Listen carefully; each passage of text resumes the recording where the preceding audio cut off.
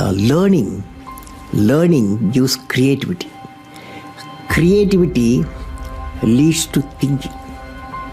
Thinking provides knowledge. Knowledge makes you great. I'd say play it cool and learn as much as you can, because everything you learn you're gonna need. You won't have enough time to learn. Everything is an education. Everything that happened in my life produced me. Even the negatives, even the things that I might have failed in, the things I've made mistakes with, they were fantastic classrooms for me. And I believe the best thing in life to do is not to regret and try to change what happened, but to interpret it properly, maximize it, and use it to serve other people. And that's what I want to do with my past. I continually learn from my mistakes and other people's mistakes. See, entrepreneurs think that, hey, to create that $1 billion company or $100 million company or even $1 million company, you have to be really smart. And sure, brains is part of it. Luck is a huge component. But what I've learned over the years is everyone, no matter how smart you are, you're going to fail many times and you're going to make mistakes. Just look at Mark Zuckerberg. Facebook worked out. His version of Snapchat, that was a copycat, did not work out, right? So there's other areas in which Facebook failed, but Facebook overall as a company has done great. Just because you're smart doesn't mean you're always going to succeed with everything you try or touch. But every time you do something, you will learn new things, you'll make mistakes, and if you learn from these mistakes and avoid making them over and over again, you'll actually increase your odds of succeeding as time goes on. And the best way to do this is not just to learn from your mistakes, but it's also to learn from the mistakes of others. Rockefeller, Carnegie, all these people who were entrepreneurs years ago in the 1800s, 1900s, they themselves use business principles and concepts that are still applicable in today's world. Sure, we have the internet, but the same strategies and concepts that they use are still applicable, right? So learn from their mistakes, learn what worked for them, what didn't work for them, why, and bring that into what you're doing today. I came up with a slogan, and I tell it to my kids all the time. I say, there's no losing, only learning. There's no failure, only opportunities. And there's no problems, only solutions. So to me, what failure is the mother of all success. If it wasn't for Michael Jordan getting cut from his 9th grade basketball team, he wouldn't have became Michael Jordan.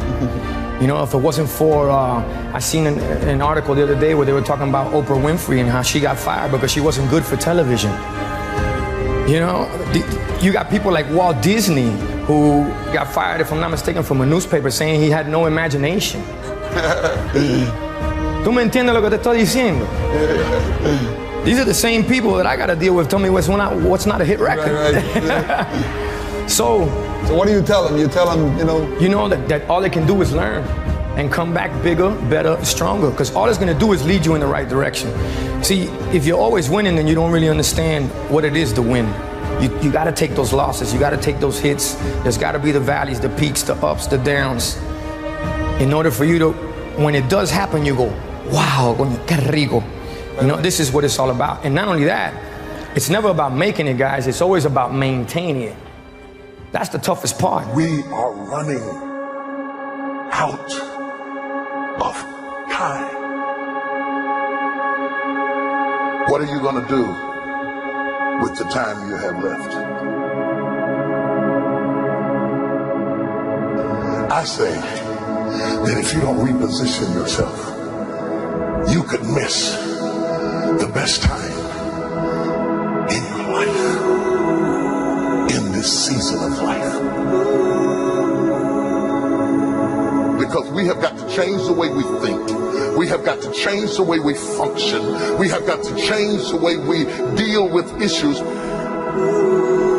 And the reason that you have to begin to reposition the way you think and the way you function and the way you feel is that we many times are stuck between the lines of limited thinking and limited people and limited ideas and limited philosophies, and there's something creative down inside of you saying, let there be.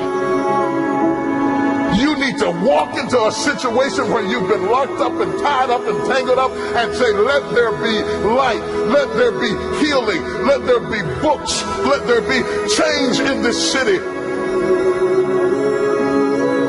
You have have tried 4 or 5 or 6, 7, 8, 9, 10 different things. Each you worked on 90 days or so, and then said it doesn't work. How can you be a leader with a 90-day test? Of course it didn't work. You didn't stick to it long enough. You didn't fight hard enough. You didn't do what it took to win, and rather than to correct it and get it right, you walked away from it and tried something else. And for the last 10, 15 years of your life, you've been on the run from one thing to the next thing to the next thing, trying to make all this stuff work. Stop it. Stand still. You have to have the courage to live with the pressure and the criticism. New levels bring new devils. You have to be tough. You have to be tough to be able to stand it. Is it tough of keeping your kids encouraged while you secretly worried to death yourself? Is it tough of getting ready for a birthday and don't have a birthday gift? Is it tough of not being able to get the light bill paid and the water bill paid? It's tough. But what do we do with these moments? Do we just have them and go back home and wait for the next one? Almost like junkies getting a fix or smokers smoking a cigarette? Are we just habitually addicted to moments without being able to take that moment and use it strategically to do something in our lives? You do not have to accept it the way it is. Somewhere down inside of you there is creativity. We've got to break out of the barriers and the limitations and get outside of the box. Something is about to happen in your life. You've got to take it one day at a time. And when you get to the end of the day, you say, I'm not finished, but I've done everything that I was supposed to do for that day, for that time, for that season. Your season is shifting. You will be able to do now in a way that you have never been able to do it before. You haven't sung your best song. You haven't preached your best sermon yet. You haven't thought your greatest thought. You haven't written down your greatest idea. You haven't dreamed your best dream. Maybe you haven't laughed your best laugh. You haven't had your greatest day yet. It's somewhere inside of you. You're a miracle looking for a place to happen. You have got all kinds of things locked up inside of you that are about to come forth for such a time as this. The time is right. The stage is set. The conditions are in order. And something awesome is about to happen in your life. Don't let anybody tell you you're too young.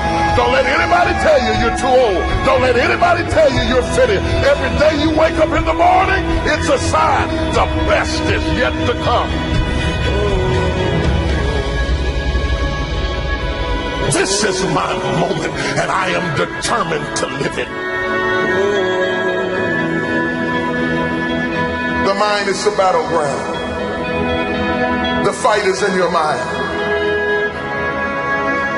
Are you ready for the next level?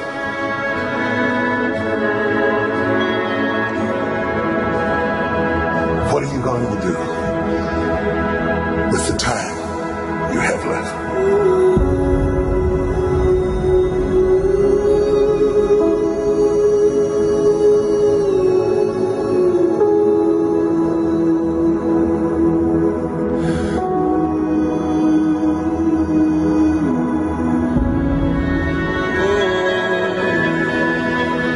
Experience kills off the weaknesses. Your childishness begins to die. Your fear begins to leave. Because what you're going through does not intimidate me. It intimidates you.